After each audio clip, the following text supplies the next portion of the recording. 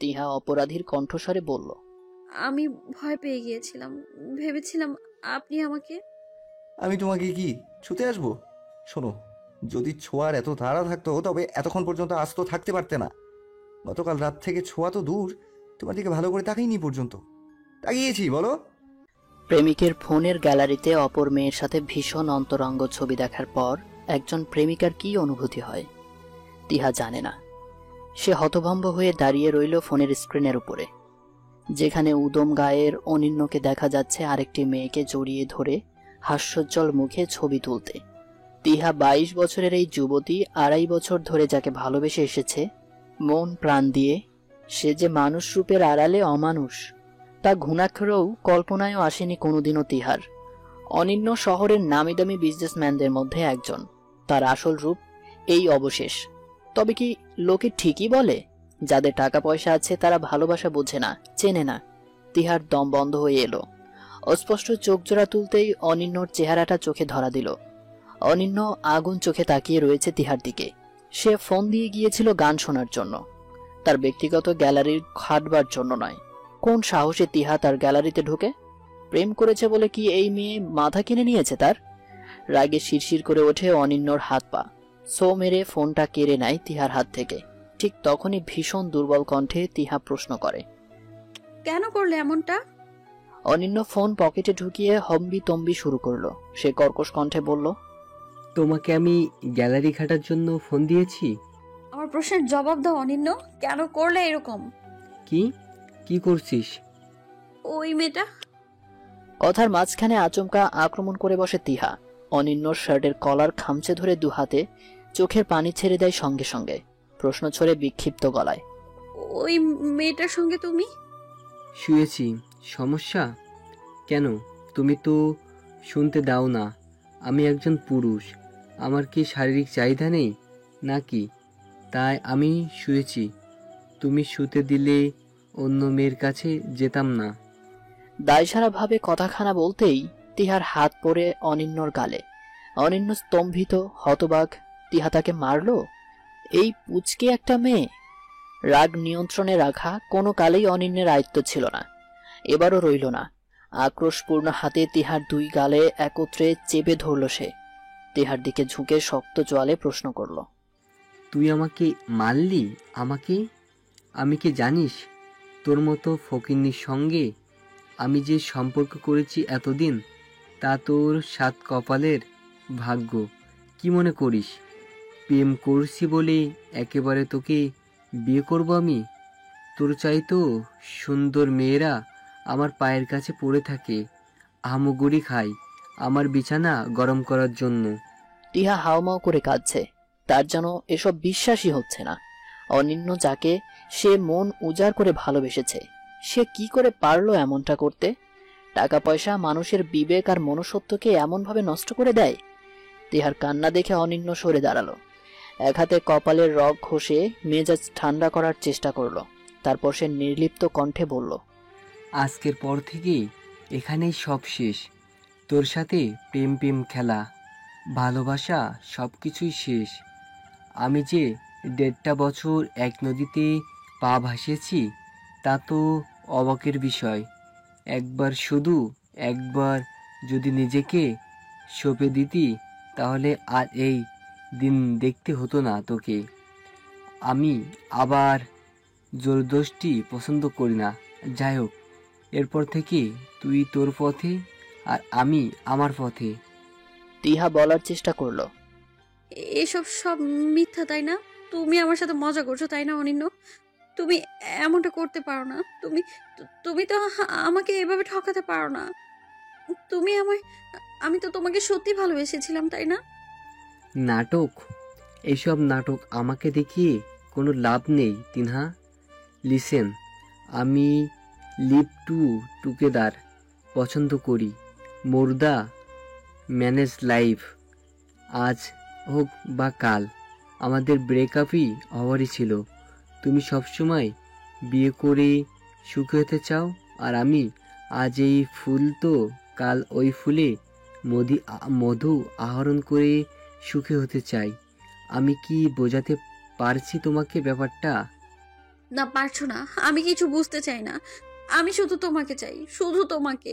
তুমি এমনটা করতেই পারো না। এভাবে এতদিন পর এসে তুমি তুমি তো কথা দিয়েছিলে সারা জীবন আমার থাকবে, রাইট? ভুলে গেছো অনিন্য? প্লিজ মনে করো। আমি কিভাবে বাঁচবো তোমাকে ছাড়া? অনিন্য, তাকাও না আমার দিকে, তাকাও না। দেখো না আমার চোখে ভালোবাসা ছাড়া কি আর কিছু দেখতে পাচ্ছ তুমি? অনিন্যর বুকের উপর মাথা রাখে তিহা, দুহাতে শক্ত করে জড়িয়ে ধরে যেন ছেড়ে দিলেই হারিয়ে যাবে সে। অপরদিকে অনিন্যর কপালের বিরক্তির ভাঁজ পড়েছে। তিহা নামক আপদটাকে বিদায় করতে পারলেই বাঁচে যেন। তিহাকে শরীরের উপর থেকে সরিয়ে অনিন্য কঠিন গলায় বলল, এখান থেকে বেরিয়ে যাও যদি সামান্যতম লজ্জাশরম থেকে থাকে। আমার পার্সোনালি আর চাচ্ছি না এই রিলেশন কন্টিনিউ করতে। আমি তোমার পায়ে পড়ি অনিন্য, এমনটা করো না। আমার বাসায় বিয়ের কথা চলছে, আমি তাই তো তোমার কাছে এসেছি আজকে। তুমি সব জানো, সব জেনেও আমায় ফিরিয়ে দিও না অনিন্য। বাসায় গেলে আমায় জোর করে বিয়ে দিয়ে দিবে বাবা। আমি আমি তোমায় হারাতে চাই না অনিন্য। তিহা সত্যি সত্যি অনিন্যর পায়ের উপর পড়ে গেল। অনিন্য আরে বলে লাফিয়ে সরে দাঁড়ালো। বিরক্তির শেষ নেই যেন। রাগে তার শরীর কাঁপতে শুরু করলো এবার। তিহার হাত ধরে তাকে উঠিয়ে টেনে ফ্ল্যাট থেকে বের করে দিল। এরপর মুখের উপর দরজা লাগিয়ে দিল। তিহার তীক্ষ্ণ চিৎকারে আশেপাশের ফ্ল্যাট থেকে কয়েকজন বেরিয়ে এলেও সবাই তামাশা দেখে যে যার মতো বিদায় নিল।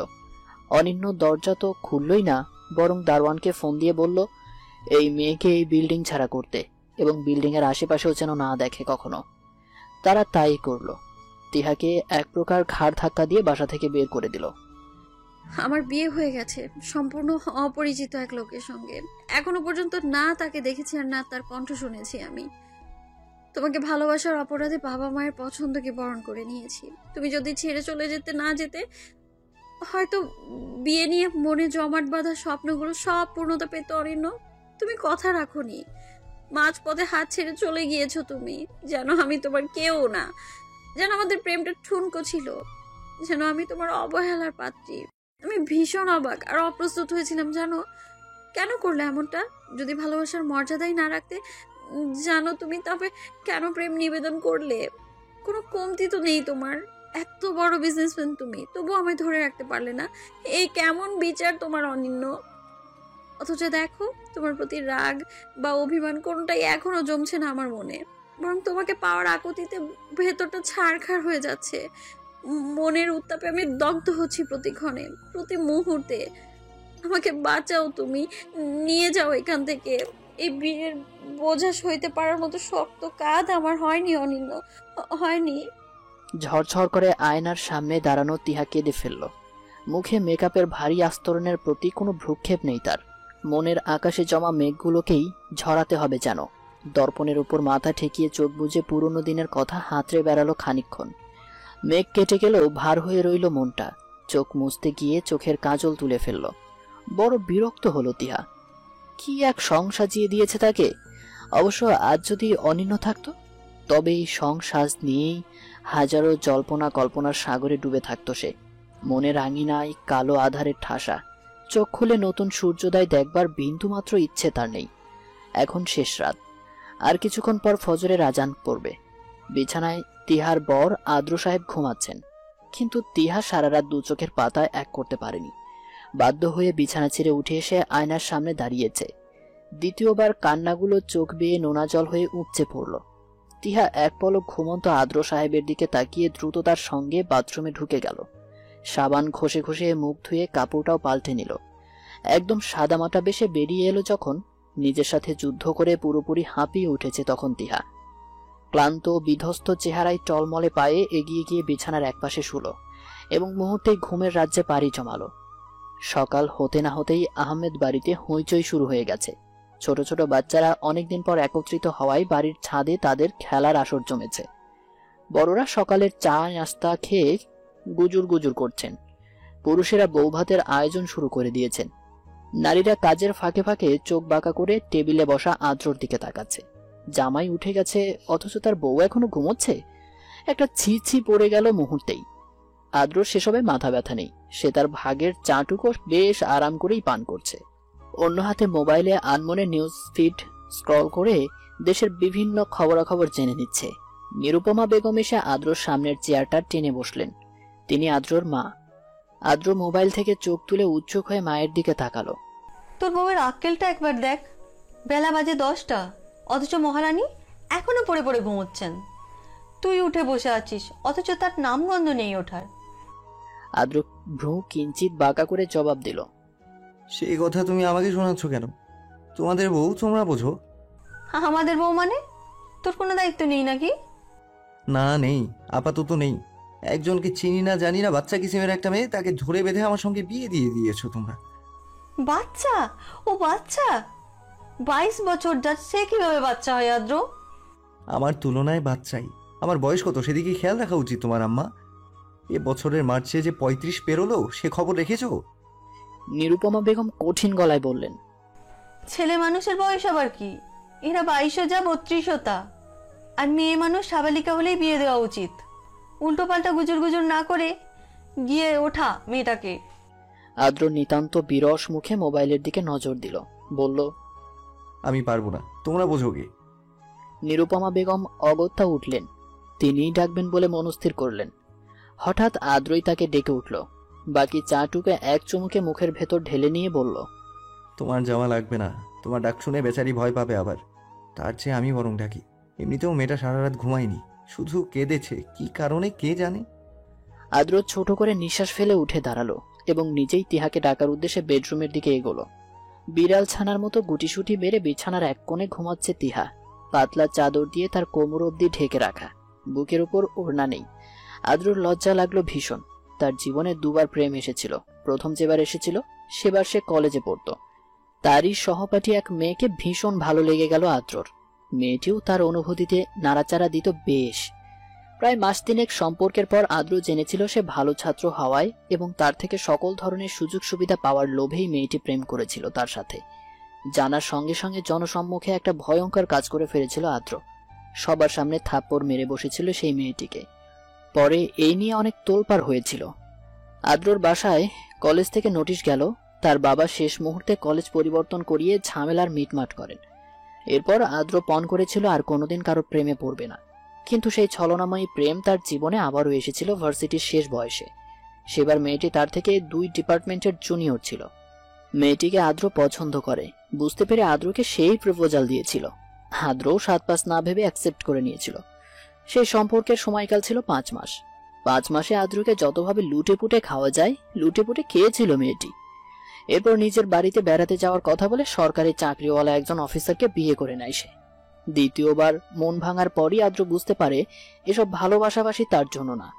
সবাই মৌমাছি, মধু খেয়ে চলে যেতে চায়। কেউ তাকে সত্যিকারের অর্থে ভালোবাসেনি।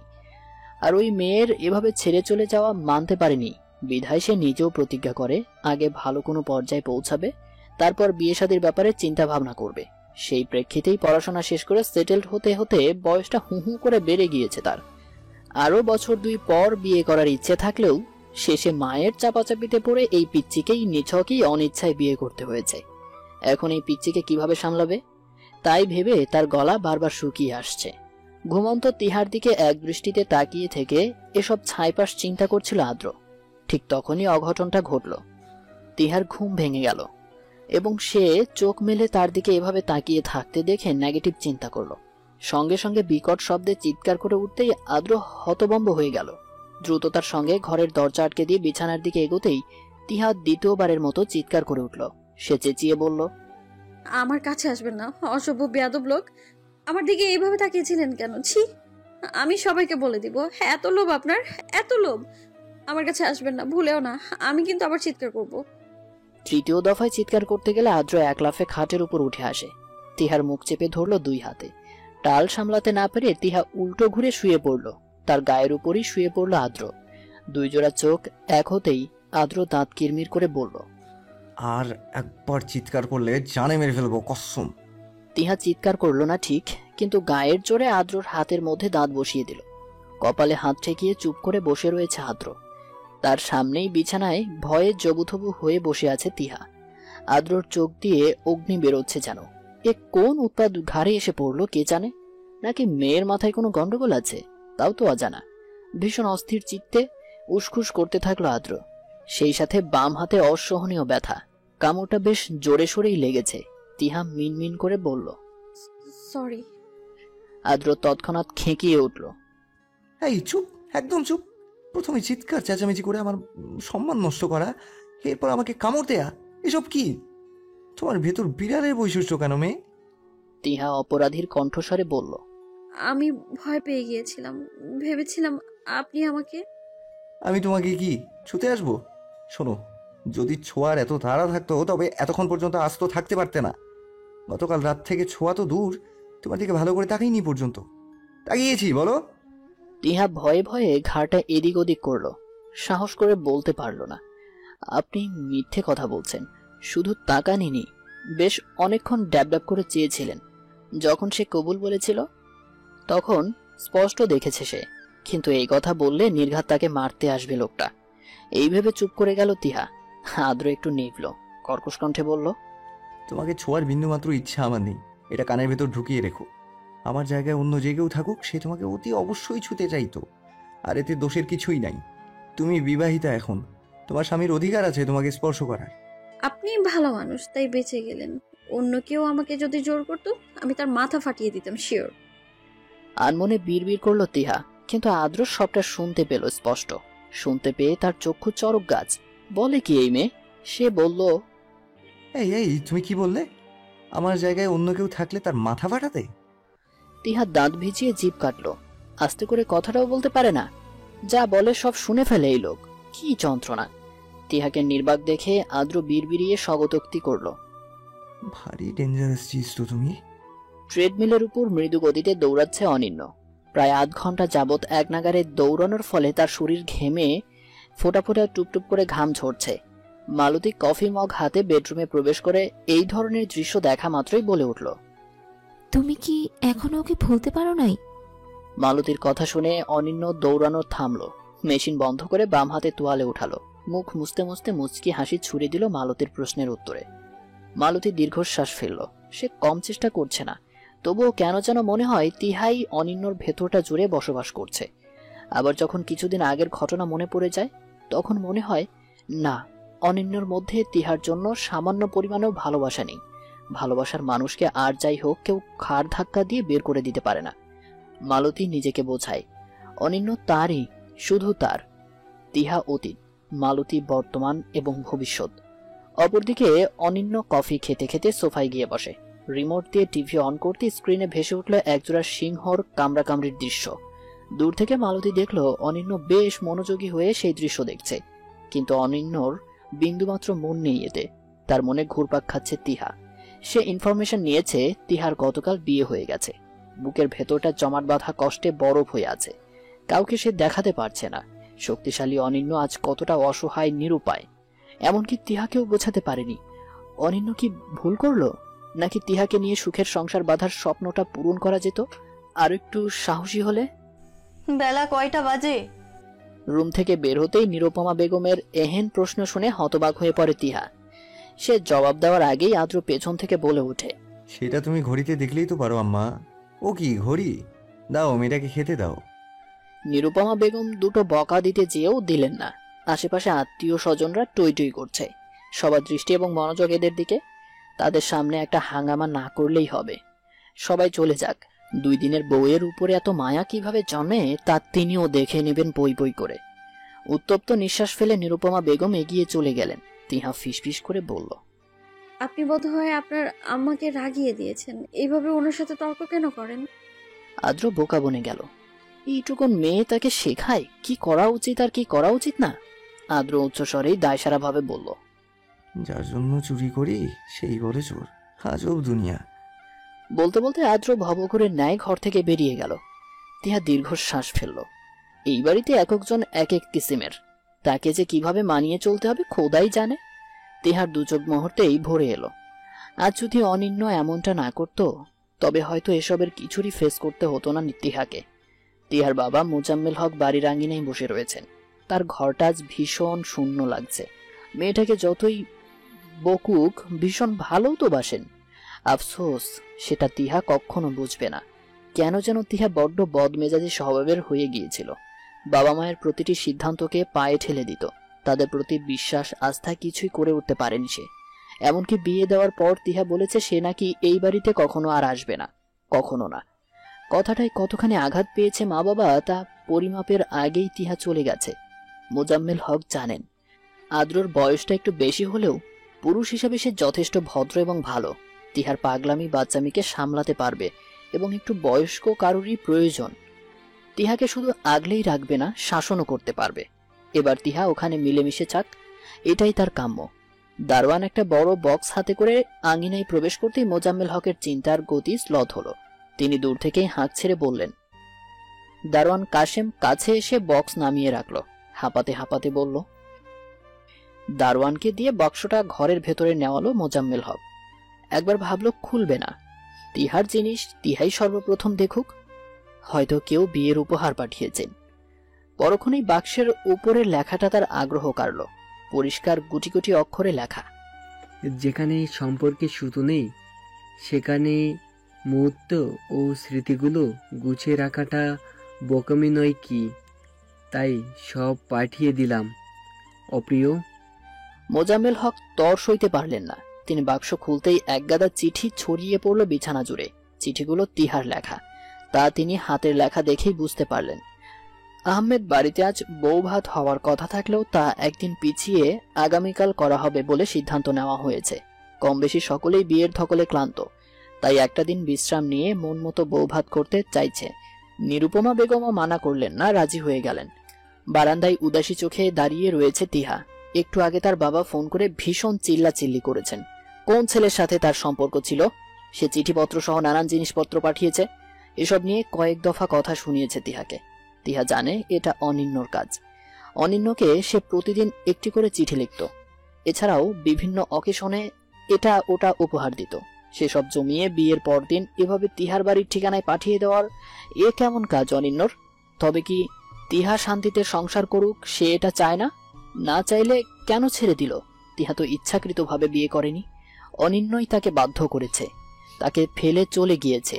ভাসমান তিহা এক পর্যায়ে হাঁপিয়ে উঠেছিল ভাসতে ভাসতে, তাই শিকড় হিসেবে আঁকড়ে ধরেছে আদ্রর হাত।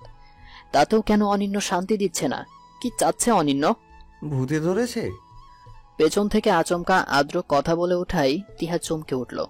পেছন ঘুরতে ঘুরতে আত্মরক্ষার্থে আদ্রর গায়ে ঠাস করে থাপ্পড় বসিয়ে দিয়ে পরক্ষণে নিজেই হতভম্ব হয়ে গেল। সে আসলে ভয় পেয়ে কাজটি করেছে, ইচ্ছাকৃতভাবে না। কিন্তু আর্দ্র কি আর তা বুঝবে? আর্দ্রর বাহুতে চাপড় মারার জন্য একদম স্থির হয়ে গেল সে। বোঝার চেষ্টা করলো এই মেয়ে আসলে কি, বিড়ালের ছদ্মবেশে মানুষ নাকি সত্যিকারের ভূত?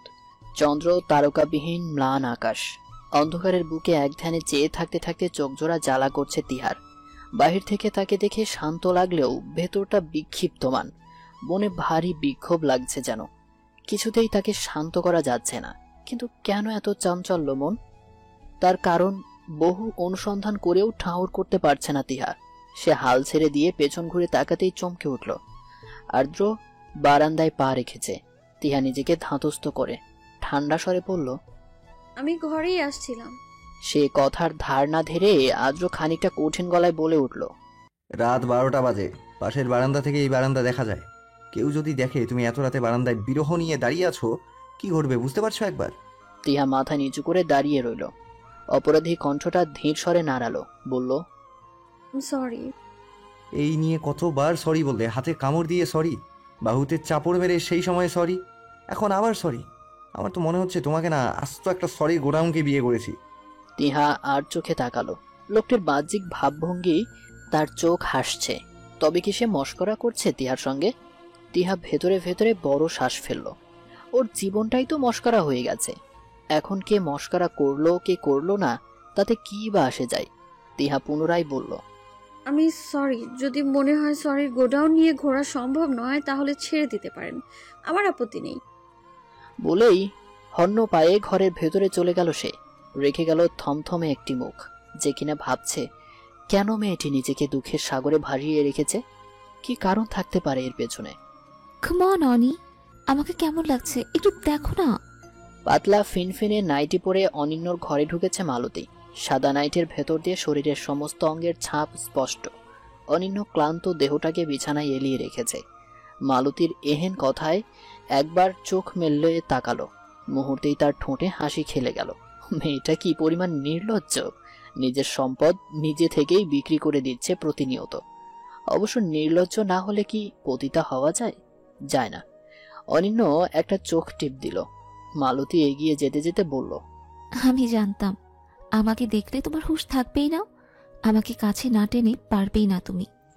আমার ব্যাপারে সব জানো দেখি। সব না, কিছুটা। তুমি তো আস্ত এক রহস্য। তোমার কোথায় শুরু কোথায় শেষ তার কিছুই আমাকে বলনি। সব কিছু জানলে আগ্রহ কমে যাবে।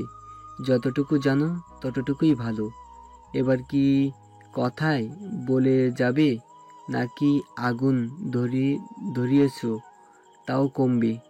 মালতী কামনার চোখে তাকালো। খড়ের বাতি নিভিয়ে অনিন্যর পাশে গিয়ে বসলো।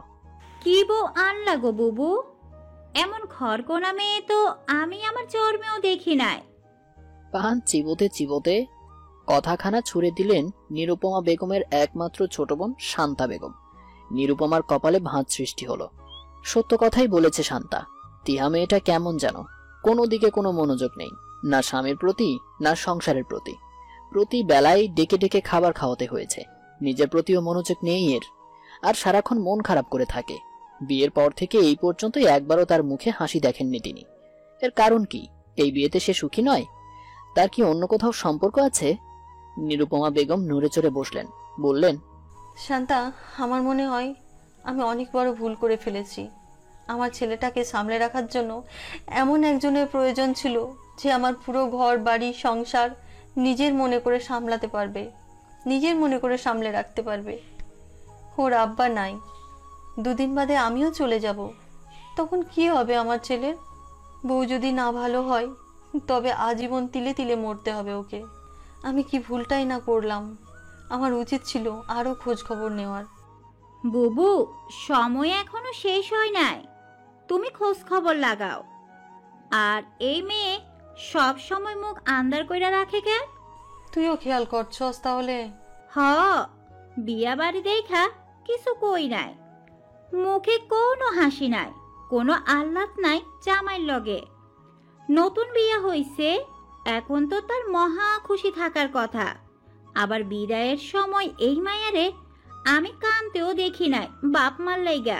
আমি নিশ্চিত এইটার লগে জিনভূত আছে। নিরুপমা বেগম ভ্রুকুচকে বললেন, রাগ তোর জিনভূতের গল্প। ঘটনাটা সত্যি, কিন্তু কারণ অন্য। আর অন্য কারণটাই আমাকে খুঁজে বের করতে হবে। আমার ছেলের জীবনটা এত সহজে ধ্বংস হোক আমি চাই না রে শান্তা। আমি মরলে যে ওর কেউ থাকবে না। ওকে আমি এমন মেয়ের সঙ্গে দেখে যেতে চাই যে নিজের সবটা দিয়ে ওকে আঁকলে রাখবে। যদি তাহা না হয় তাহলে যেভাবে সংসার জোড়া লাগিয়েছি সেভাবেই ভেঙে ফেলবো। বিয়ে নামক বন্ধনের আগে আমার ছেলের আগে আদ্রর কথা শোনা উচিত ছিল। এই বিয়েটা না দিলেই বোধহয় ভালো হতো। নিরুপমা বেগম এক হাতে কপাল চেপে ধরলেন। মাথার ভেতর ঝিনঝিন জাতীয় এক ধরনের ভোঁতা শব্দ হচ্ছে। যন্ত্রণা বেড়ে হচ্ছে তীব্রতর। শান্তাকে ঘুমাতে বলে তিনি শুয়ে পড়লেন। তিহা বিছানায় শুয়ে আছে। তার পরনের ভারী শাড়ি এখনো খোলা হয়নি। সেটা পরেই কোনো রকম গুটিসুটি মেরে সে শুয়ে পড়েছে এক পাশ ফিরে। আদ্র ভ্রুযুগল কুঁচকে কতক্ষণ তাকিয়ে রইল। এই মেয়ের মতিগতি কিছুই বোঝা যায় না। এক এক সময় এক এক রকম ভাব ধরে থাকে। আর সবচেয়ে আশ্চর্যের বিষয় হলো এই মেয়ের মুখে হাসি নামক কোনো চিহ্নের ছিটে ফোটাও নেই। সর্বক্ষণ মেঘযুক্ত আকাশের ন্যায় এর মুখ অন্ধকার গম্ভীর। এতটুকুন মেয়ের কি এমন কষ্ট? আদ্রর জানতে ইচ্ছে হয় খুব। চিন্তার গতিপথ টেনে ধরে আদ্র গলা খাকারি দিয়ে উঠল। ভাবল তিহা তাকাবে, কিন্তু না, তিহা যেন শুনতেই পায়নি। আদ্র এবার সরাসরি তিহার নাম ধরে ডেকে উঠল, তিহা। তিহা ভূত দেখার ন্যায় চমকে ওঠে। আদ্রর দিকে তাকিয়ে হতভম্ব গলায় জবাব দিল, তুমি সবসময় এত চমকে উঠো কেন? কুচকানো কপাল নিয়ে প্রশ্ন ছড়ে আদ্র। তিহা ঢোক গিলে গলা ভেজালো। সে অনিন্যর কথা ভাবছিল, অনিন্যর সাথে প্রথম সাক্ষাতের কথা। তারপর একটু একটু করে কিভাবে তাদের প্রেমটা গাঢ় হয়ে উঠেছিল, সেই সব সুখ স্মৃতির কথা। তাই হুট করে ডাকটা শুনতে পেয়ে কিছুটা চমকে উঠেছিল সে। তিহার তরফ থেকে কোনো প্রকার জবাব না পেয়ে আদ্র ছোট্ট দম ফেলে। না, এই মেয়ে পুরোটাই রহস্যে ঘেরা। একে নিয়ে মহা ঝামেলার সৃষ্টি হবে সামনে, নির্ঘাত। এভাবে চলতে থাকলে তার মা যে ক্যাচাল সৃষ্টি করবে এটা একদমই নিশ্চিত ব্যাপার। আদ্র মনে মনে সিদ্ধান্ত নিল একটা মুখোমুখি বৈঠকে বসবে তিহার সঙ্গে, তিহার সমস্যা কি তা জানবে এবং এর কি সমাধান করা যায় সেটার চেষ্টা করবে। আপাতত এর চেয়ে আর ভালো সিদ্ধান্ত কিছু হয় না। তুমি কি এই ভারী শাড়ি পরেই ঘুমাবে? পুনরায় প্রশ্ন ছড়ে আদ্র। তিহা জবাবের বদলে মাথা নেড়ে হ্যাঁ বলতেই আদ্রর মেজাজ 100-তে 100 চড়ে। মুখে কি সোনাদানা লুকিয়ে রেখেছে নাকি? মুখ খুললেই ঝরে পড়বে যেন। কথা বলতেও সমস্যা এই মেয়ের। কে এ? মিস বাংলাদেশ নাকি মিস ইউনিভার্স? অবিবেচক বিরক্তিটাকে অপ্রকাশিত রেখে গমগমে সুরে আদ্র আদেশ দিল, এক্ষুনি পাল্টাও এটা। তোমাকে দেখে আমার গরম লাগা শুরু হয়ে গেছে। চোখের সামনে এসব দেখে আমি ঘুমাতে পারবো না। যাও পাল্টাও। আদ্র ভেবেছিল এবার নিশ্চয়ই মুখে বুলি ফুটবে মেয়েটির, যুক্তি উপস্থাপন করবে, নইলে তর্ক করে বলবে পাল্টাবো না। কিন্তু না, এবারও একরাশ নিশ্চুপতা নিয়ে তিহা উঠে দাঁড়ালো এবং কোনো প্রকার ধীরতা না করে ওয়াশরুমে গিয়ে ঢুকলো। দুঃখে কষ্টে বিছানায় হাল ছেড়ে বসে পড়ল আদ্র। একে নিয়ে পারা সম্ভব না, কোনোভাবেই সম্ভব না। নিজে চলে গিয়েছো, স্মৃতিগুলো কেন নিলে না? নিজের সুখের বাতাসে উড়ে বেড়াচ্ছো, আমায় কেন দুঃখের সাগরে ডুবিয়ে দিয়েছো তুমি? যদি চলেই যেতে তাহলে কেন এসেছিলে জীবনে? আমি তো বেশ ছিলাম একা একা, না তোমার সাথে পরিচয় হতো আর না আজ আমার নিজের স্বামীকে এভাবে ঠকাতে হতো। আমার খারাপ লাগে ওই লোকটার জন্য, তার তো কোনো দোষ নেই, তবু আমি তাকে তার প্রাপ্য সম্মান মর্যাদা অধিকার কিছুই দিতে পারছি না। তুমি আমার সঙ্গে সঙ্গে আরো একজন অপরিচিত মানুষের জীবনটাও নষ্ট করে দিয়েছো অরিন্য। আমি কোনোদিন তোমায় মাফ করব না, কোনোদিন না। দেয়ালে পিঠ ঠেকিয়ে ডুকরে কাঁদছে তিহা। নীরব কান্নার সাক্ষী হয়ে রইল চারপাশের দেয়াল ও সমস্ত জড় পদার্থগুলো। বাইরে অপেক্ষমান লোকটি কি কোনোদিনও জানতে পারবে কত বড় ক্ষত নিয়ে দিব্যি শ্বাস নিচ্ছে মেয়েটি? টুং করে ফোন বেজে উঠল। চিন্তার ফলে কার ফোন তা দেখার আগেই বিছানা থেকে মোবাইল হাতে নিল আদ্র। ফোনে লক নেই, হোয়াটসঅ্যাপে মেসেজ এসেছে। মেসেজ বক্স খুলতেই চোখে পড়ল আইডির নামটি, লাইফলাইন। এইবার পরিপূর্ণ দৃষ্টি মেলে আদ্র তাকালো। ফোন উল্টো করে দেখল এটা তিহার ফোন। শিট, অন্যের ফোন এভাবে ধরা ঠিক হয়নি, কিন্তু এখন আগ্রহ জন্মে গেছে, বিশেষত এই লাইফলাইন নামটি দেখার পর থেকে। কে এই লোক? তবে কি এর কারণেই এক অদৃশ্য দেয়াল তৈরি হয়েছে আদ্র আর তিহার মধ্যিখানে? আদ্র ফোন রেখে দেওয়ার সিদ্ধান্ত নিতেই আবারও টুং করে শব্দ হলো। একটা ছবি পাঠানো হয়েছে ওই আইডি থেকে। মানুষ বড় কৌতূহল স্বভাবের প্রাণী। এদের ভেতর একবার যে বিষয় নিয়ে কৌতূহল জাগে তা দমন হওয়া না পর্যন্ত নিঃশ্বাস নেওয়াও যেন দায়। আদ্রও নিজেকে দমাতে পারল না। একবার ওয়াশরুমের দরজার দিকে তাকিয়ে দ্রুত চ্যাট বক্স ওপেন করলো। সঙ্গে সঙ্গে একটি ছেলে ও একটি মেয়ের ভীষণ অন্তরঙ্গ মুহূর্তের ছবি তার চোখের পাতায় ভেসে উঠল। কয়েক সেকেন্ড থ মেরে চেয়ে রইল আদ্র। পরক্ষণেই হাত থেকে ফোন পড়ে গেল। তিহা এরকম স্বভাবের মেয়ে হতে পারে তা ঘুণাক্ষরেও কল্পনায় আসেনি তার। মুখ দিয়ে অজান্তেই উচ্চারিত হলো ছি শব্দটি। চোখ মুছে তিহা বাহিরে বের হলো। কোনো জামা কাপড় তো নেওয়া হয়নি, চেঞ্জ করে পরবেটা কি? কিন্তু বাইরে বেরিয়ে যখন আদ্রের রক্তচক্ষু দেখলো তখন অনেকটাই ভয় পেয়ে গেল। বিছানার এক পাশে তিহা, অন্য পাশে আদ্র। আদ্রর হাতে তিহা, তার ফোন স্পষ্ট দেখতে পাচ্ছে। তিহার শরীরতে একটা শীতল শিহরণ বয়ে গেল। আদ্র কি অনিন্যর কথা জেনে গিয়েছে? ভেতরটা ধীরে ধীরে চাপা উত্তেজনায় ছেয়ে গেল। আদ্রই প্রথম মুখ খুলল, প্রশ্ন করল, তোমাকে আমি এই ধরনের মেয়ে মনে করিনি। তিহা ভ্রু কুঁচকাল। কথার অর্থ বুঝতে না পেরে বলল, কি বলছেন? আমি কি করেছি? তুমি এত বড় জিনিস লুকালে আমার থেকে, অন্তত বিয়ের আগে জানাতে পারতে। তিহা কাঁচুমাচু হয়ে গেল। নিশ্চয়ই অনিন্যর কথা বলছে উনি। যাক, অবশেষে তো উনি জেনেছে। সত্যিটা একদিন না একদিন তো জানতোই অবশ্য, কিন্তু এভাবে তিহার ফোন ঘাটাঘাটি করার ব্যাপারটা বিশেষ পছন্দ হলো না তার কাছে। চেনা জানা হয়নি দুদিনও, এরই ভেতর ফোন ঘাটাঘাটি। প্রাইভেসি বলে কি কিছু নেই মানুষের? নাকি বিয়ে করেছে বলে মাথা কিনে নিয়েছে? তিহার বিরক্ত লাগলো। চুপ থাকতে চেয়েও সে চুপ করে রইল না, বলল, কিছু জিনিস চাইলেই কনফিউজ করা যায় না, তার জন্য সময়ের প্রয়োজন। আর আপনিও বা কেমন, আমার অনুমতি ছাড়াই ফোন ঘাটাঘাটি করছেন? এটা কি ভদ্রলোকের স্বভাব? আদ্রর এমনিতেই মেজাজ খারাপ, তার উপর তিহার এরকম কথায় সে আরো ক্ষিপ্ত হয়ে গেল। বিছানার উপর ফোন ছুঁড়ে ফেলে দিয়ে বলল, সাজ করে তোমার ফোন কে ধরতে গেছে? তুমি রঙ্গ করে বেরিয়েছো আর সেগুলো এখন চোখের সামনে আসছে। প্রেম পর্যন্ত একটা বিষয় ওকে, কিন্তু একদম বিছানা পর্যন্ত যাওয়া, ছি তিহা, তোমাকে বাহির থেকে দেখলে তো মনে হয় না ভেতরটা এত কুৎসিত। মুখ সামলে কথা বলুন। আপনি কি বলছেন? কোনো আইডিয়া আছে আপনার? আমার রিলেশন ছিল, আমি স্বীকার করছি সেটা, কিন্তু তাই বলে বিছানা অব্দি গিয়েছি, এই ধরনের কথা আপনি কিভাবে বলতে পারলেন? তাহলে কি এটা? এটা কি তোমার ভূত? বিছানার উপর থেকে ফোনটা কেড়ে নিয়ে পুনরায় হোয়াটসঅ্যাপে ঢুকে আদ্র লাইফলাইন নাম চ্যাটবক্স ওপেন করে ছবিটার দিকে দ্বিতীয়বার না তাকিয়ে সেটা তিহার দিকে ছুঁড়ে মারে। তিহা বিব্রত হাতে ফোন দ্রুত তুলে নেয়। স্ক্রিনে স্থির হয়ে থাকা ছবিটি দেখে জমে যায় ওখানেই। এই মেয়েটা সে না, কিন্তু আলো আধারির খেলায় আর অনিন্যর ছবি তোলার দক্ষ হাতের জন্য মেয়েটার চেহারাও স্পষ্ট নয়। এই কারণে আদ্র সাহেব ওকে এই মেয়ে মনে করেছেন। কিভাবে পারলেন উনি? তিহা তো এরকম নয়। সামান্য হাত ধরা নিয়েও কত তোলপাড় ছিল তার। ভালোবাসতে হলে শরীর নয়, মন দিলেই যথেষ্ট হয়। এটাই তো তিহা করেছে। আর ফলস্বরূপ কি পেল? দুই প্রকার কষ্টে তিহার চোখ ভরে এলো। এক, অনিন্যকে অন্য আরেকটি মেয়ের সাথে এত কাছাকাছি থাকতে দেখে, আর দুই, আদ্রর ভুল বোঝা দেখে। তিহা মাথা তুলে আদ্রর চোখে চোখ রাখতেই আদ্র বলে উঠল, হ্যাঁ, এখন এই চোখের পানি দিয়ে ঘায়েল করা ছাড়া আর কি বা করার আছে তোমার? তিহা ভার গলায় বলল, আমি আপনাকে ঘায়াল করার জন্য কাঁদছি? তা নয় তো কি? প্রমাণ দাও এই মেয়েটা তুমি নও। যদি না দিই? আদ্র সেকেন্ড কতক নীরব চেয়ে রইল। তারপর ঠান্ডা অথচ রাগপূর্ণ গলায় বলল, কেয়ামত হয়ে যাবে তিহা, কসম। তিহার বাম চোখের কার্নিশ পেয়ে এক ফোঁটা তপ্ত জল গড়িয়ে পড়ে। বিছানার উপর অবহেলায় ফোনটি রেখে হাতের উল্টো পাশ দিয়ে দু চোখ মুছে নেয় চটজলদি। তারপর এগিয়ে এসে আদ্রর মুখোমুখি দাঁড়ালো। আদ্র চেয়ে আছে, তিহাও চাইল। দুই জোড়া চোখ এক হয়। কতক সেকেন্ড তাকিয়ে থেকে নিজের ডান ঘাড়ে চুল সরালো তিহা। আদ্রকে সেদিকে দৃষ্টি নিক্ষেপ করতে বলে বলল, ভালোভাবে দেখুন এখানে কোনো তিল আছে কিনা। আদ্র দায়সারাভাবে জবাব দিল। এবার বাম ঘাড়ে দেখুন, এখানে আছে। বলে বাম ঘাড়ের উপর থেকে চুল সরালো তিহা। আদ্র পুনরায় মাথা নাড়িয়ে জবাব দেয়, নেই। তিহা ভারী নিঃশ্বাস ফেলে। ফোনের ভেতর আবার ছবিটা বের করলো। এবার সেটা আদ্রকে দেখিয়ে বলল, অথচ ছবির এই মেয়েটার ঘাড়ে তিল আছে, অনেক বড়, তাই স্পষ্ট বোঝা যাচ্ছে। দেখুন, এমনকি ওর গালে তিল।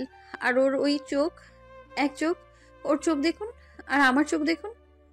আদ্র নিজের ভুলটা বুঝতে পারল। ভীষণ অপ্রস্তুত হয়ে উঠল সে। না জেনে শুধু শুধু এরকম রিয়াক্ট কেন করলো তা বোধগম্য নয়। ভালোভাবে জিজ্ঞেস করলেই হতো হয়তো। আসলে শত হোক, নিজের স্ত্রী তো। মাথা ঠিক রাখতে পারেনি আদ্র। তিহা বলল, কি ব্যাপার, তাকান আমার দিকে, দেখুন আমার চোখ, আর নিজে এই ছবির সাথে মিলিয়ে নিন। থাক, দরকার নেই আর। কেন দরকার নেই? আপনাকে দেখতেই হবে। তাকান আমার দিকে, তাকান বলছি।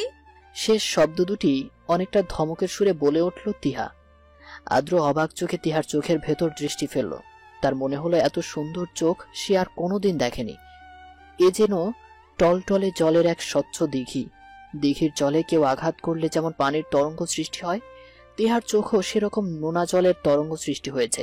যে কোনো মুহূর্তে দেয়াল টপকে গাল ছোবে তারা। আদ্র চোখ নামিয়ে নিল। তিহা এবার কেঁদেই ফেলল। নিজেকে, নিজের ভেতরে পাথর চাপা দেয়া কষ্টগুলোকে কিছুতেই আর সামলে রাখতে পারছে না সে। মেঘ যেমন অপেক্ষা করে একটা নির্দিষ্ট সময়ের জন্য, ঠিক তিহার জন্যও সেই নির্দিষ্ট সময় এসে গেছে। এখন শুধু বর্ষণের পালা, নিজের দুঃখ কষ্টগুলোকে ভেতর থেকে উদ্গীরণ করার পালা। বিছানার উপর শরীরের ভার ছেড়ে দিয়ে বসে পড়ল তিহা। দুই হাতে চাদর খামচে ধরল। অপাত্রে ভালোবাসা দানের কথা এবং বিনিময়ে সে কি পেয়েছে তারই আদ্যপান্ত বিশ্লেষণ করতে লাগলো একা একাই। আদ্র বাধা দিল না। সামনে দাঁড়িয়ে এক মনে শুনতে লাগলো সবটা। আমি আমি আপনাকে সবটা জানাতে চেয়েছিলাম। আপনাকে বিয়ে করে ঠকানোরও ইচ্ছে ছিল না আমার, কিন্তু আমার পরিবার থেকে আপনার সাথে আমার আলাদাভাবে কথা বলার সুযোগ দেওয়া হয়নি। এমনকি আপনার নাম্বারটাও আমার কাছে ছিল না। আর আমি তখন এমনই ট্রমার মধ্যে ছিলাম, আমাকে যেভাবে চাইছে সেভাবেই আমি করেছি। তারা চাইছে আমার বিয়ে হোক, ব্যাস বিয়ে করেছি। নিজের ভেতরের সমস্ত বিবেক, বুদ্ধি, জ্ঞান সবকিছু লোপ পেয়েছিল যেন। কিন্তু বিশ্বাস করেন, আমি আপনাকে বিন্দুমাত্র ঠকাতে চাই না। আমাকে নিয়ে আপনার আফসোস হোক, এটাও আমি চাই না।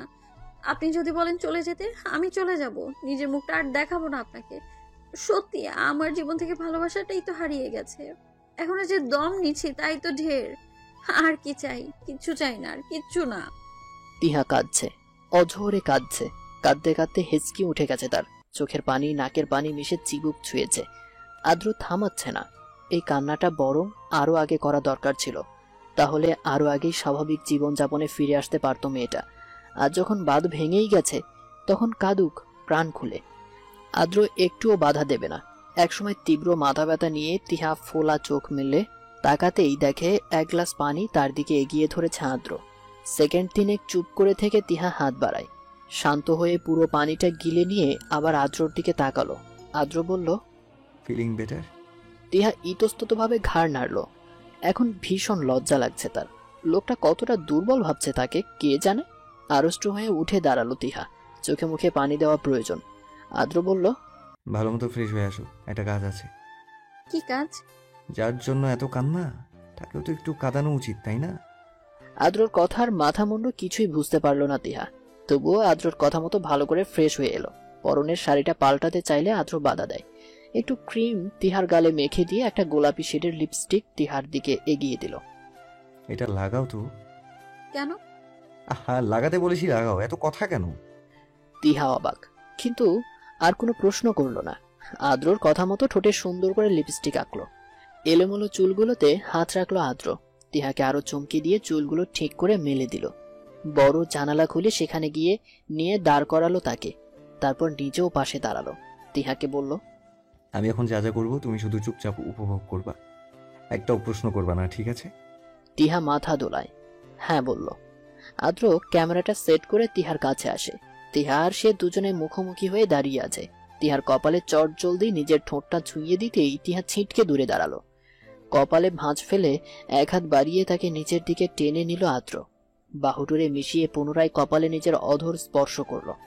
এবার আর ছিটকে সরতে পারল না তিহা, বরং চোখজোড়া বন্ধ করে ফেলল। এক অদ্ভুত অনুভূতিতে তার পুরো শরীর হেলদোল লাগিয়ে দিয়েছে।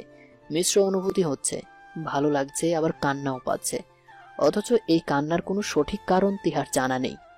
কয়েক মুহূর্ত এই দমবন্ধকর অনুভূতি নিয়েই কাটল তিহার। একসময় আদ্রর কণ্ঠস্বরের চোখ মেলে তাকালো সে। আদ্র ভীষণ মনোযোগ দিয়ে ছবিগুলো দেখছে।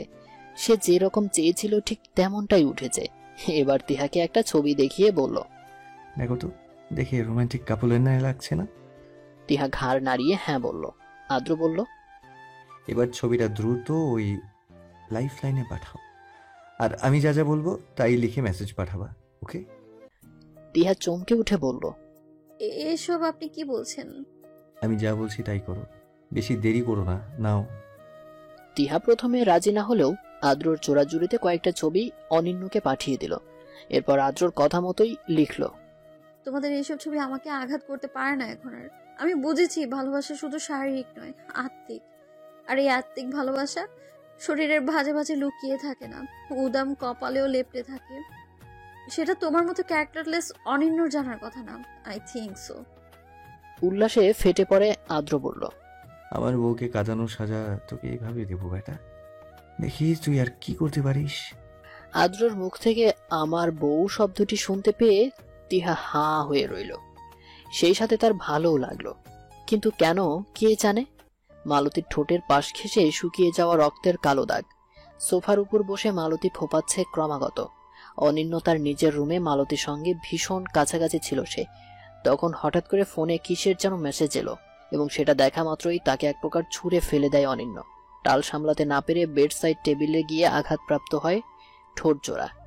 জানালায় সিংহের ন্যায় বড় থাবা ফেলে ফোঁস নিঃশ্বাস ছাড়ছে অনিন্য।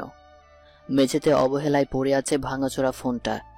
এই ফোনটা কয়েক মিনিট আগেও ঠিকঠাক ছিল, কিন্তু তিহার পাঠানো ছবির ভার সইতে না পেরে তাকে আছড়ে মাটিতে ফেলেছে অনিন্য। সেই থেকেই ভীষণ ক্ষিপ্ত মেজাজ নিয়ে বসে রয়েছে সে। এতদিনের সম্পর্কের সময় তার হাতটাও ধরতে দিতে চায়নি তিহা, আর আজ অন্য একজন পুরুষের অধর কিনা তার কপাল ছুঁয়েছে। ব্যাপারটা কোনোভাবেই হজম হচ্ছে না অনিন্যর কাছে। তার ইচ্ছে করছে এখনই তিহাকে ছিনিয়ে নিয়ে আসতে। তিমিরাচ্ছন্ন আকাশের দিকে চেয়ে নিজের রাগটাকে সংবরণ করল সে। মাথা কিছুটা ঠান্ডা হলেও বুঝতে পারল ও লোকটা তিহার স্বামী। তার তো পূর্ণ অধিকার আছে তিহাকে স্পর্শ করার। অনিন্য হাঁটু মুড়ে দেয়ালে ঠেস দিয়ে বসল। কেন সে ওদের ভয়ে তিহাকে দূরে ঠেলে দিল? কেন করলো এমনটা? চাইলেই তিহাকে নিয়ে চলে যাওয়া যেত অনেক দূরে, যেখানে সে আর তিহা বাদে কেউ থাকতো না। কেউ তাদেরকে আলাদা করতে পারতো না।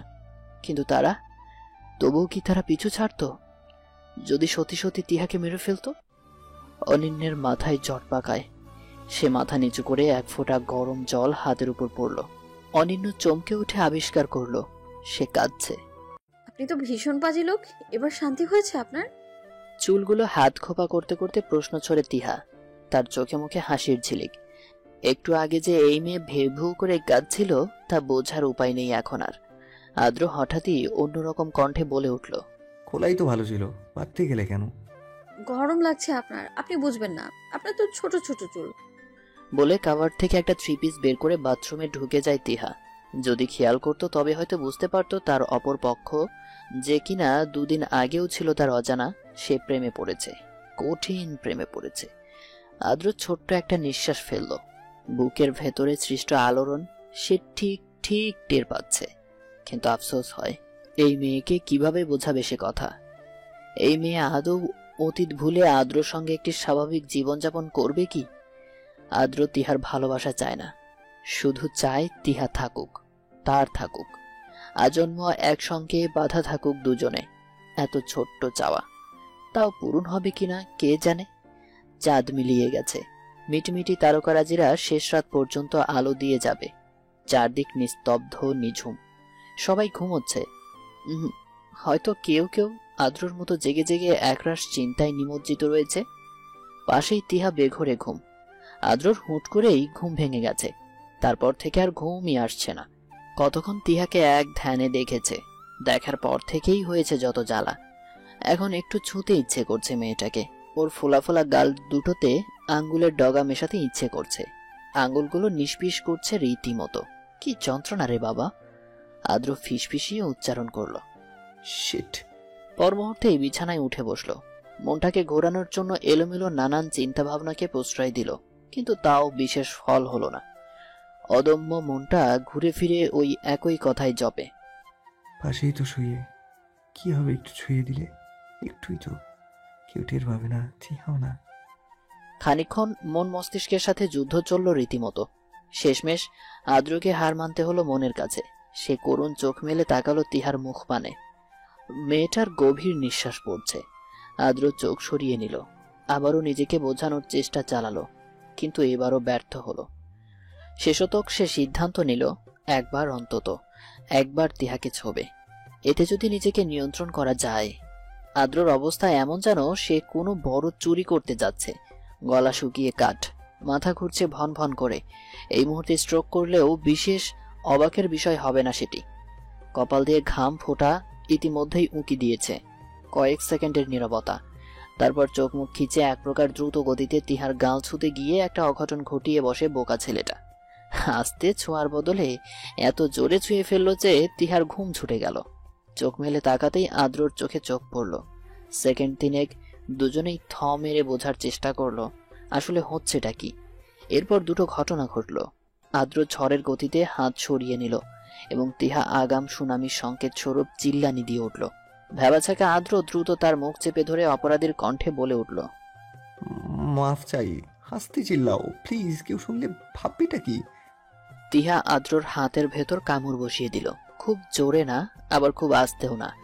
আদ্র চট চলতি হাত সরিয়ে নিল। কি করছিলেন আপনি? আমার শরীর টাচ করছেন কেন? আমি তো মশাকে মারার জন্য। মশা? মশারি টানানোর পরেও মশা এসে বসেছে আমার গালে। আদ্র চোপসানো গলায় বলল, কেন, মশার ভিতরে কি ঢুকতে পারে না নাকি? আরে তুমি তো জানো না মশাদের কত নিনজা টেকনিক আছে। এরা কয়েল জ্বালানোর পরেও বেঁচে থাকে। মশারির এই ছোট্ট ছোট্ট ফুটা দিয়ে কি করে যেন ঢুকে যায়। এইসব টেকনিক তুমি বুঝবা না। তিহাকে বিভ্রান্ত দেখালো। আদ্রর কথাগুলো সে বিশ্বাস করলো কিনা ঠিক বোঝা গেল না। ওদিকে আদ্র সেকেন্ডে সেকেন্ডে ঢোক গিলছে, নিজের অবাধ্য আর বেহায়া মনকে ইচ্ছে মতো গালাগাল করছে। আজ এই ব্যাপারটার জন্যই এরকম একটা পরিস্থিতির শিকার হতে হলো। না, এই মনকে আর প্রশ্রয় দেওয়াই যাবে না। দেখা যাবে কোন দিন তিহার হাতে মার খাইয়ে তবেই মানবে। আমার আপনার কথা বিশ্বাস হচ্ছে না, আপনি মিথ্যে বলছেন তাই না? আমি মিথ্যা বলছি না দিয়া, তোমার গালে মশা বসেছিল, সেটাকে সরাতেই। আচ্ছা মানলাম, তো এই ভোর রাতে আপনি উঠে বসে আছেন কেন? আমার গালে কখন মশা পড়বে তা দেখতে? আদ্র মিনমিন করলো, ঠিক কি উত্তর দেবে এবার বুঝতে পারছে না। তিহা মুচকি হাসলো, বলল, শুনুন, এইসব টেকনিক বাদ দিন। মশার চাইতেও বড় নিনজা টেকনিক তো আপনি জানেন দেখছি। আপনি যে কলেজের ছাত্র, আমি ওই কলেজের মাস্টার কিন্তু। মানে? আপনি মাত্রই প্রেমে পড়েছেন, আর আমি বহু আগেই একজনের প্রেমে পড়ে হাত পা সব ভেঙে লুলা হয়ে বসে আছি। আদ্রর মনটা নিমিষেই খারাপ হয়ে গেল। সে আর কিছু না বলে পাশ ফিরে শুয়ে পড়ল। তিহাও শুয়ে পড়ল। হঠাৎ বলল, আমি আবারও বলছি, আমার তরফ থেকে একটা সুস্থ স্বাভাবিক সংসার পাবেন আমি জানি না। আমি আপাতত যে স্টেজে আছি সেই স্টেজটাকে উপভোগ করতে চাই একটু। বিরহেও সুখ আছে, যদি তা উপভোগ করতে পারেন। আমাকে দিয়ে যদি পোষায়, থাকুক এই বিয়ে নামক বন্ধন, নয়তো ছেড়ে দিতে পারেন আদ্র সাহেব। আমার কোনো অভিযোগ থাকবে না আপনার প্রতি, সত্যি। আদ্র জবাব না দিলেও মনে মনে বলল, আমি তোমাকে কোনোদিনই ছেড়ে দেব না টিয়া। বৈধ সম্পর্কের জোর কতটুকু তা বোধ হয় তোমার জানা নেই। মনে রেখো, তুমি প্রেমে পড়েছিলে, কিন্তু সঠিক ভালোবাসাটা পাওনি। আর সেটাই আমি তোমাকে দেব। তোমাকে বোঝাবো ভালোবাসার শক্তি কতটুকু। ভালোবাসাকে পৃথিবীর কোনো শক্তি এত সহজে ভেঙে দিতে পারে না। গতকাল তুমি নাকি ফ্ল্যাটে ভাঙচুর করেছো? আহসান খানের কথায় অনিন্য সেকেন্ড দুই চুপ করে থেকে শক্ত চোয়ালে জবাব দিল, এই খবর কার থেকে পেয়েছো শুনি? তুমি ভালো করে জানো ফ্ল্যাটে কি হয় না হয়, তার সব খবরই আমার কাছে চলে আসে অনিন্য। এমনকি গত 1 মাসের কাছাকাছি ধরে যে একটা মেয়েকে নিয়ে রেগুলার সংসার করতেছো ওখানে, তাও আমার কানে আসছে। কিন্তু আমি কিছুই বলিনি। মেয়েদের নিয়ে ফুর্তি করতেছো করো, কিন্তু ভুলেও বিয়ে শাদী করে বসো না। নিজের কপালে নিজেই আজব ডেকে এনো না। অনিন্যর কপালের শিরার আগে দপদপ করতে লাগলো। আহসান খান সম্পর্কে তার বাবা হলেও তাকে শেষ কবে বাবা বলে ডেকেছে তা মনে পড়ে না অনিন্যর। এই লোকটার কারণেই তার জীবন ধ্বংস হয়ে গেছে। কথার জবাব না দিয়ে সে বলল, ফোন রাখলাম। অনিন্য শোনো। অনিন্য চুপ করে রইল। বাসায় আসো, ফ্ল্যাট ছেড়ে দাও। কেন? আমি আবার ফ্ল্যাটে আছি দেখে কি কষ্ট হচ্ছে? কষ্ট হতে যাবে কেন? নিজের বাড়ি থাকতে শুধু শুধু ফ্ল্যাটে পড়ে থাকবে কেন? বাড়ি গিয়ে কি করব? কি আছে আমার? কেন, তোমার মা কি নেই? অনিন্য কাঠ গলায় বলল, ভুলে যাচ্ছেন উনি আপনার স্ত্রী, কিন্তু আমার মা না। আহসান খান মৃদু হাসলেন। তোমার জেদ গেল না, ঠিক আছে, থাকো ফ্ল্যাটে, কিন্তু ভাঙাভাঙি করো না। একটা রেপুটেশন আছে আমার, সেটাকে নষ্ট করো না। অনিন্য খট করে মোবাইলের লাইন কেটে দিয়ে হাতের কাছে থাকা একটা ফ্লাওয়ার ভাস তুলে আছাড় মারল মাটিতে। মালতী বাড়িতে নেই, নইলে দৌড়ে আসতো এতক্ষণে। অনিন্য সোফায় গা এলিয়ে দিল।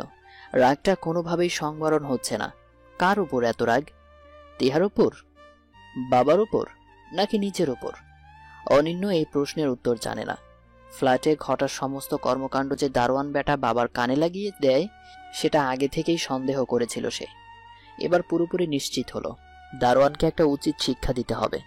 তার থেকে ঘুষ খায়, আবার তার কথাই বাবাকে লাগিয়ে দেয়।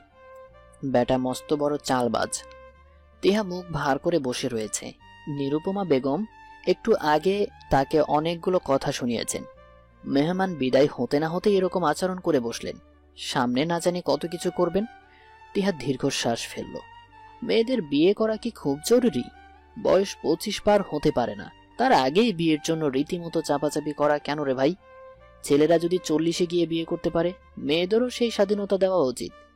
আবার কেউ যদি জীবনে বিয়েও করতে না চায়, তবে তাকেও প্রাধান্য দেওয়া উচিত। ঘরের ভেতর আদ্রর উপস্থিতি টের পেয়ে তিহা চটজলদি চোখ মুছে নিল। তখনই আদ্র তার মুখোমুখি এসে দাঁড়ালো। মায়ের কথায় মন খারাপ করো না টিয়া। বিয়ের পর তোমার বাড়ি যাব, 2 দিন থেকে চলে আসবো, এটাই নিয়ম। অথচ তুমি যেতে চাচ্ছ না, তাই মা একটু রিয়াক্ট করে বসেছে। প্লিজ মন খারাপ করো না। তিহা দুঃখী গলায় বলল, আমার তো মনই নেই, আবার মন খারাপ? বাবা মায়ের উপর রাগ করে থাকতে হয় না। মেয়ে বিয়ের উপযুক্ত হলে তাকে পাত্রস্থ করা প্রতিটি বাবা মায়ের দায়িত্ব টিয়া। তোমার বাবাও তাই করেছেন, এই জন্য তুমি তার উপর রাগ করে থাকবে? তাদের বাসায় যাবে না, তাদের মনে এইভাবে আঘাত দেয়া কি ঠিক টিয়া? তিহার দায় সারা জবাব, আমি জানি না। আদ্র হাঁটু মুড়ে তিহার মুখোমুখি বসল। তিহার কোলের উপর নিজের হাতের ভাঁড় ছেড়ে দিয়ে চোখ বরাবর তাকালো। তিহা স্তব্ধ হয়ে গেল। আদ্র বলল, আমরা বিকেলে তাদের বাসায় যাব, এটাই ফাইনাল। তুমি আর না করো না, আমার জন্য হলেও। শেষ কথাটা আদ্র এমনভাবে জোরালো কণ্ঠে বলল যেন তিহার উপর তার কত জনমের বিশ্বাস ভরসা। তিহা ছোট্ট করে শ্বাস ছেড়ে বলল, যাবো। তিহার মা শিখার আজ আনন্দ যেন ধরছেই না। বিয়ের পরেই প্রথম মেয়ে তার জামাইকে নিয়ে বাড়িতে এসেছে।